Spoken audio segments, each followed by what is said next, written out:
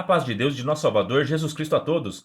Sejam todos muito bem-vindos a mais um devocional aqui do meu canal para a honra e glória do Senhor Jesus Cristo. Hoje nós vamos estudar o livro de 2 Samuel, capítulo 21. Os assuntos do vídeo de hoje serão a fome em Israel e a sua causa, e a guerra contra os filisteus e a morte de 4 gigantes. Santo é Deus. Parece ser dois assuntos distintos, né, que não tem nenhuma relação um com o outro, né?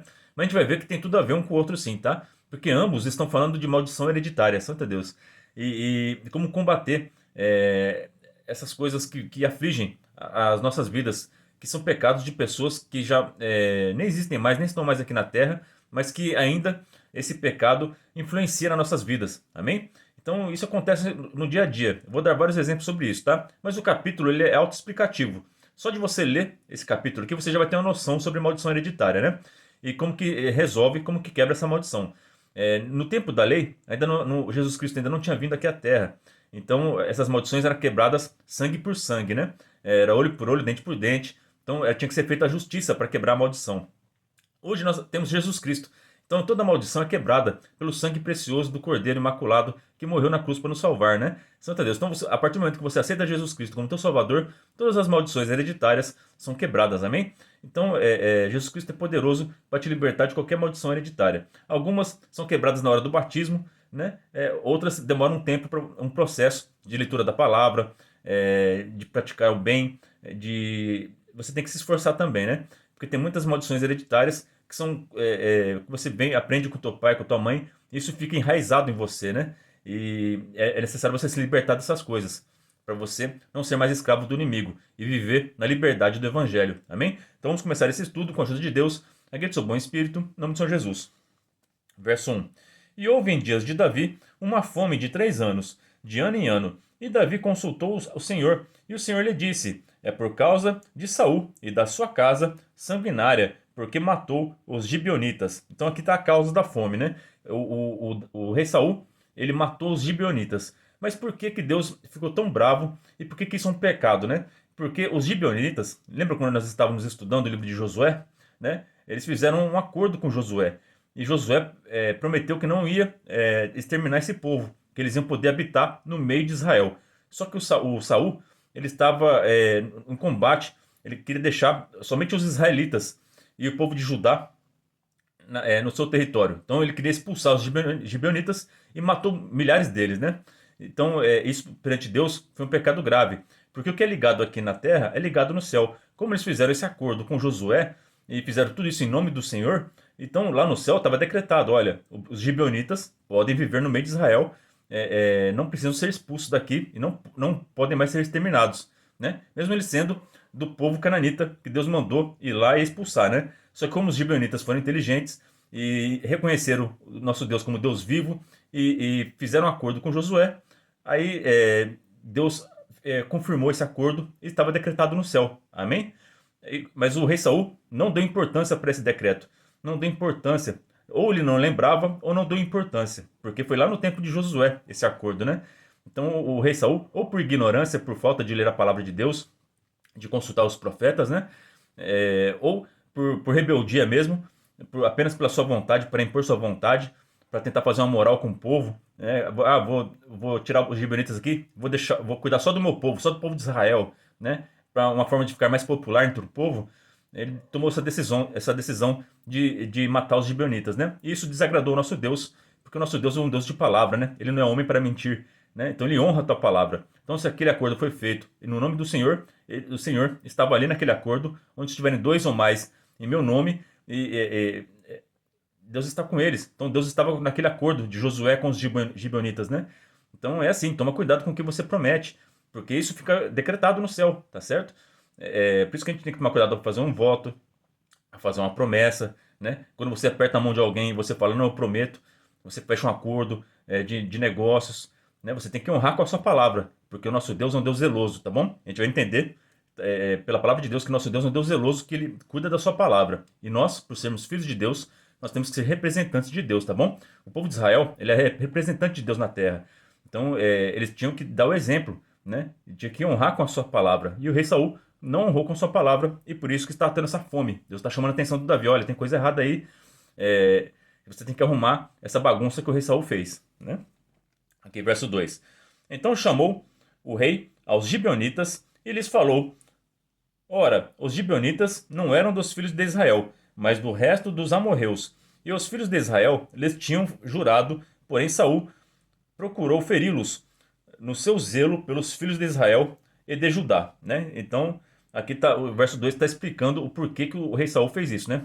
Para ficar popular entre o povo de Israel e o povo de Judá, por ser zeloso com eles, ele queria expulsar os gibeonitas do meio deles, né? Mas fazendo isso, desagradou a Deus, porque pelos motivos que eu já falei, né? Verso 3. Disse, pois, Davi aos gibeonitas: Que quereis que eu vos faça? E que satisfação vos darei para que abençoais a herança do Senhor? Então aqui o Davi já entendeu. Ele consultou o Senhor. Olha a importância de consultar o Senhor, né? Quando você está vendo que na tua vida tem alguma área da sua vida que está dando tudo errado, é o momento de você parar e consultar o Senhor, ver o que está acontecendo, né? Porque o Davi percebeu, tá tendo fome aqui, isso não é normal, né? E a sequência, né? A cada ano, dava um ano de intervalo, 3 anos de fome. Um ano de intervalo, 3 anos de fome. O que está acontecendo? Né? Então ele consultou o Senhor. Então, você tem que chegar para o seu Senhor na tua oração e falar: Meu Senhor, o que está acontecendo? Por que eu estou passando por isso? É algum pecado que eu cometi? Eu devo perdoar alguém? Né? Põe a sua consciência, faz uma autoavaliação. O Espírito Santo vai te ajudar a você lembrar o que você tem o que você tem que fazer.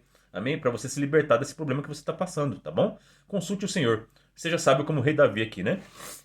Ele consultou o Senhor e já foi tentar resolver. Já chamou os gibeonitas. O que vocês querem que eu te faça para vocês abençoar Israel novamente, né?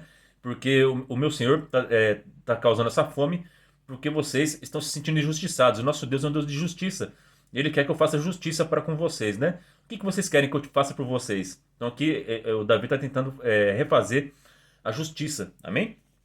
Porque os gibeonitas estavam se sentindo indignados. Por anos eles alimentaram esse sentimento de angústia, de vingança contra o povo de Israel, né? E aqui Deus está usando o Davi para fazer as pazes com esse povo. Então os gibeonitas lhe disseram: Não é por prata nem por ouro que temos questão com Saul e com sua casa, nem tampouco pretendemos matar pessoa alguma de Israel. E disse ele: Que é, pois, que quereis que vos faça? E disseram ao rei: Quanto ao homem que nos destruiu e procurou que fôssemos assolados, sem que pedíssemos subsistir em termo algum de Israel, de seus filhos se nos deem 7 homens, para que os enforquemos ao Senhor em Gibeá de Saul, o eleito do Senhor. E disse o rei: Eu os darei. Santo é Deus. Então aqui eles não queriam prata.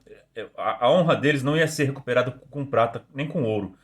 Eles queriam sangue, porque foi sangue derramado deles. E eles queriam sangue derramado da descendência de Saul. Santo é Deus. Então olha só, se você ama a sua família, sirva a Deus e faça siga a palavra de Deus exatamente como está escrito, tá bom? Porque é muito perigoso você desviar dos seus caminhos e fazer coisas erradas, porque as suas próximas gerações podem sofrer consequências do seu pecado, amém? Por exemplo, uma pessoa que está em adultério, aí a outra pessoa descobre e o casamento acaba. Isso vai causar um trauma nas crianças, que vão crescer com esse trauma, e muito provavelmente elas não vão querer se relacionar, não vão dar valor ao relacionamento, ao casamento, porque eles perderam isso, né? Ficou essa maldição dentro deles, né? O que a Bíblia chama de maldição, hoje a gente chama de trauma, chama de doenças psicológicas, tudo mudou os nomes, mas o problema é o mesmo, né? A raiz é a mesma, é o pecado, tá? Então o pecado ele causa traumas, ele causa dor, traz sofrimento nas nossas vidas. E é necessário a gente tratar esses traumas, tratar essas maldições. E como que a gente trata isso?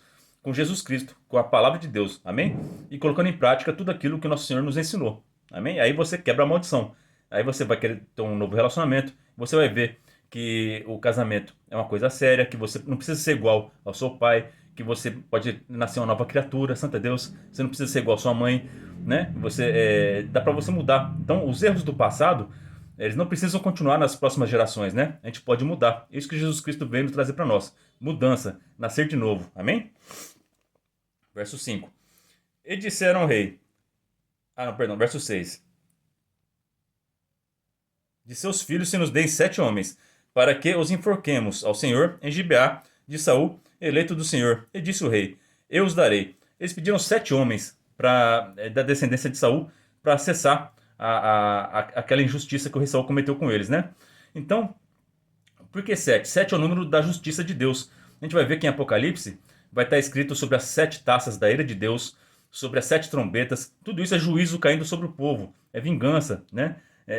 Do Senhor é a vingança, está escrito na palavra de Deus. Então todo pecado ele vai acumulando. E uma hora a sentença chega a justiça. E o 7 representa isso, né? Amém?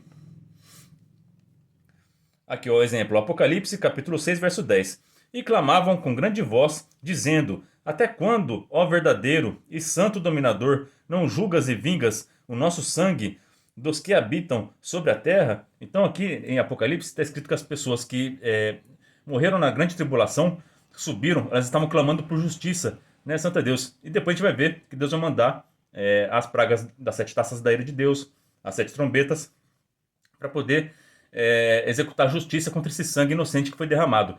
Da mesma forma que pelo sangue inocente dos gibeonitas que foi derramado por Saul, 7 filhos de Saul, 7 descendentes de Saul vão ter que pagar com seu sangue os pecados do seu ancestral. Amém? Lembre que isso aqui é antes de Cristo. Isso aqui era a época da lei.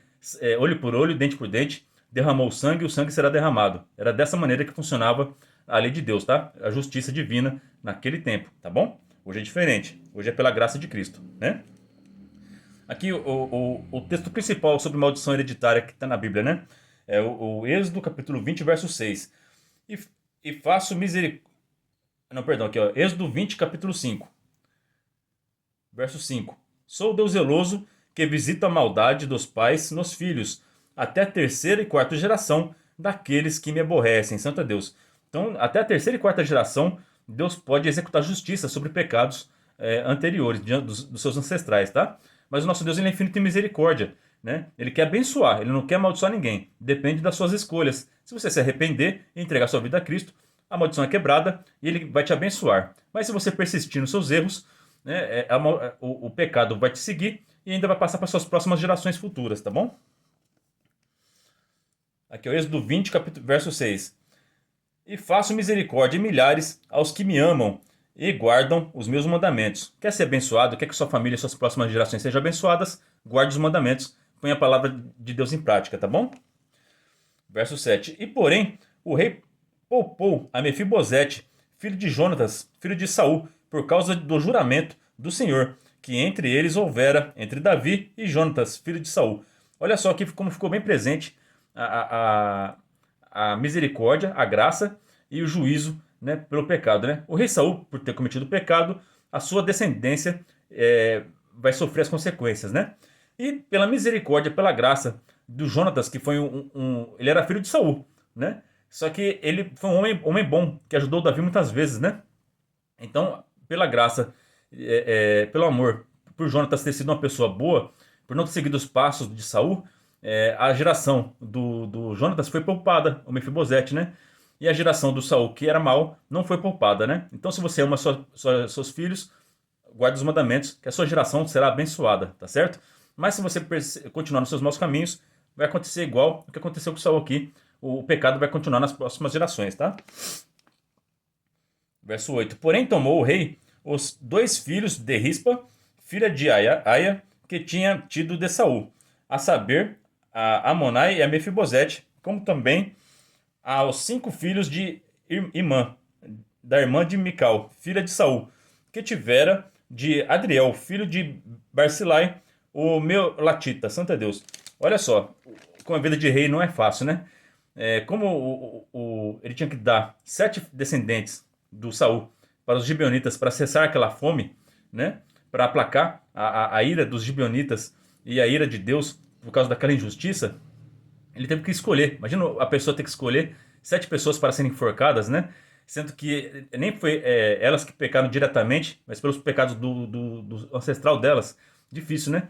E não tinha muita opção, né? Ele poupou o Mefibosete e o Amone, né? Agora, só que os filhos do Barzilai, que era amigo dele, ele não pôde poupar, né? Ele teve que entregar. Imagina a dor, como que o Barzilai olhou para o Davi depois disso, né? Ficou complicado, né? Difícil isso. Santo é Deus. Então, vida de rei, de liderança, não é fácil, né? Mas entre escolher a Deus e a amizade, escolha o Senhor, tá bom? porque com isso aqui ele vai aplacar a fome e, e vai resolver o problema, tá certo? Verso 9: E os entregou na mão dos gibeonitas, os quais os enforcaram no monte perante o Senhor. E caíram estes 7 juntamente, e foram mortos nos dias da cega, nos dias primeiros, no princípio da cega das cevadas. Então Rispa de Aia tomou um pano de cilício e estendeu-lhe sobre uma penha, desde o princípio da cega até que destilou a água sobre eles do céu, e não deixou as aves do céu pousar sobre eles de dia, nem os animais do campo de noite. Então a Rispa, ela pegou um pano preto, né, de silício, da cor de silício, e colocou numa penha, numa pedra, e fez tipo uma cabana para ela ficar ali, olhando os corpos dos filhos dela, né? E para não deixar que as aves do céu nem os animais devorassem os corpos enforcados que ficaram pendurados lá. E ela não podia ir lá, porque os gibeonitas deixaram lá eles ali. Ela não podia tirar eles de lá, né? Só com o decreto do rei, né? Então ela continuou lá protegendo os corpos dos seus filhos, com zelo de mãe, né? O amor maternal, né? Aqui fica um exemplo de amor maternal. E a dor dela, e por ela ter tomado essa atitude, chamou a atenção do rei. Várias pessoas falaram do que ela estava fazendo para o rei. E o rei se comoveu de íntima compaixão e pelo esforço dessa mãe, pelo amor dessa mãe, e decidiu ir lá e pedir para os gibeonitas tirarem aqueles corpos e dar um enterro digno a eles, né? Santo Jesus Cristo. Vamos ver o que aconteceu aqui, ó. E foi dito a Davi que fizera Rispa, filha de Aia, concubina de Saul. Então foi Davi e tomou os ossos de Saul e os ossos de Jonatas, seu filho, dos amoradores de Jabes de Gileade, os quais os furtaram da rua de Bet-San, onde os filisteus os tinham pendurado, quando os filisteus feriram a Saul em Gilboa. E fez subir dali os ossos de Saul e os ossos de Jonatas, seu filho, e ajuntaram também os ossos dos enforcados. Enterraram os ossos de Saul e de Jonatas, seu filho, na terra de Benjamim, em Zeba, na sepultura de seu pai Quis, e fizeram tudo o que o rei ordenara. E depois disto, Deus se aplacou para com a terra. Santa Deus. Então, para aplacar a ira de Deus, é necessário fazer tudo o que o nosso Deus ordena. Então, siga a palavra de Deus e toda maldição será quebrada. Amém? E o Davi fez assim, procedeu dessa maneira, cessou a ira dos gibeonitas contra o povo de Israel, e também cessou a dor daquela mãe que estava lá lutando contra os animais selvagens, espantando as aves do céu por causa dos seus filhos que estavam pendurados ali naquela forca. Deu um enterro digno a eles, e após tendo feito tudo isso, a terra estava em paz novamente. Santa Deus. Então coloca a tua casa em ordem, começa a colocar a palavra de Deus em prática, Santa Jesus Cristo, e a paz vai reinar e nunca vai ter fome na tua casa. Amém? Santa Jesus Cristo. Porque está escrito na palavra, né? O justo não mendigará o pão, Santa Deus. Então seja justo, e a justiça está na palavra de Deus, que é o nosso Senhor Jesus Cristo. Amém?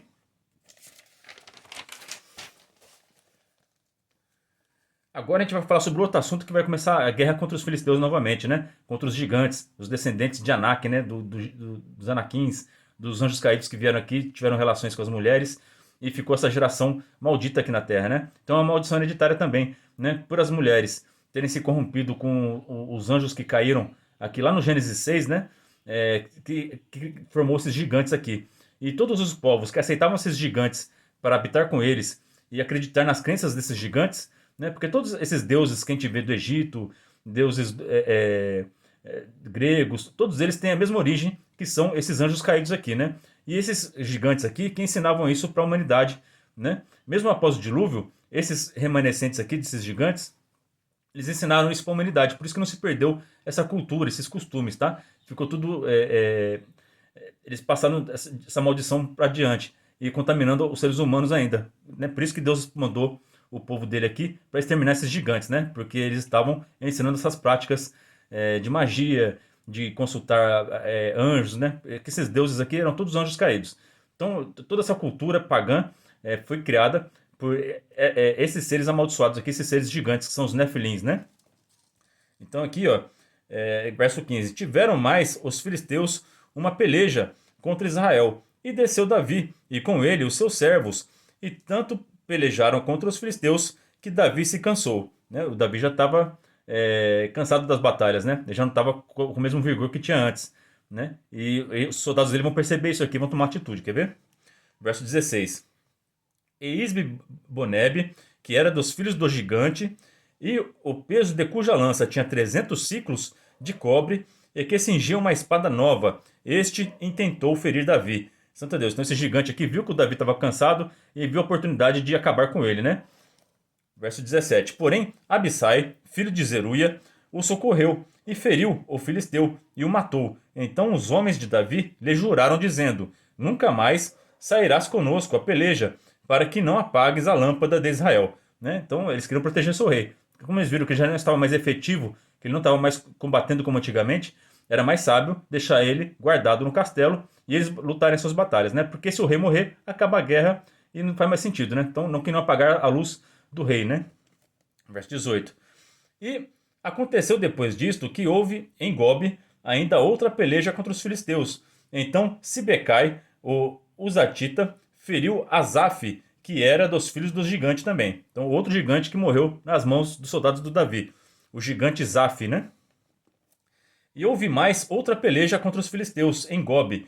E Elenã, filho de Jaré, o Belemita, feriu Golias, o geteu, de cuja lança era a haste como órgão de tecelão. Então aqui na minha Bíblia está escrito Golias, né? Eu não sei se a tradução na sua Bíblia também está Golias. Por que está escrito Golias aqui? Porque esse gigante que morreu aqui, ele é irmão do Golias, né? Isso vai ser revelado lá em 1 Crônicas, capítulo 20, verso 5. Né? O nome dele é Lami. Então esse gigante que morreu aqui é o Lami, irmão do Golias. Verso 20. Houve ainda também outra peleja em Gate, onde estava um homem de alta estatura, que tinha em cada mão 6 dedos, e em cada pé outros seis, 24 por todos. E também este nascera do gigante, Santo Deus. Então uma das características dos gigantes é que eles tinham dedos a mais, né? Eles eram uma mutação, eles eram seres híbridos, né? Eles não eram naturais. E tem muito da descendência dos Néfilins ainda no sangue da humanidade ainda, né? Então muitos, principalmente das lideranças políticas, as 13 famílias que governam o mundo, eu sei que todo mundo já ouviu falar sobre esses assuntos, né? Tem muitos Néfilins entre eles, né? E eles que dominam aqui as grandes potências, os grandes banqueiros. Então essas famílias, eles têm sangue Néfilin ainda neles, né?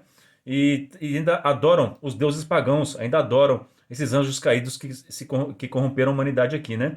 E essas entidades dão muito dinheiro, muita riqueza para eles, né? Mas eles não têm a vida eterna, eles são enganados, né? Então, da mesma forma que esse povo aqui se corrompeu com esses gigantes e Deus julgou eles, esses também poderosos estão para cair também. Jesus Cristo está voltando e vai pôr um fim nessa tirania que está acontecendo no mundo, né? Onde essas descendências de Néfilins têm dominado e escravizado a humanidade.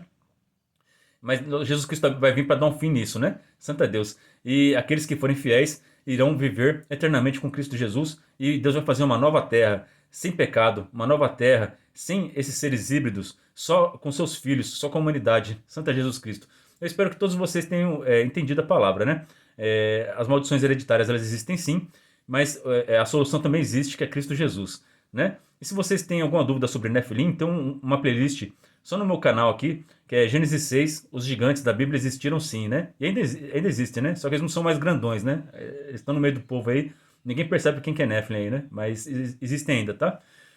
Então tem a playlist completa lá com fotos, com testemunhos, com documentários, só sobre esse assunto, para você ter um entendimento melhor sobre esse assunto aqui, tá? Porque nas igrejas quase não se prega sobre isso, né? Sobre Nefilim, né? Sobre gigantes, mas está na Bíblia, é Gênesis 6, está lá escrito, né? E tem outros versos também que nessa playlist deixa bem claro, né?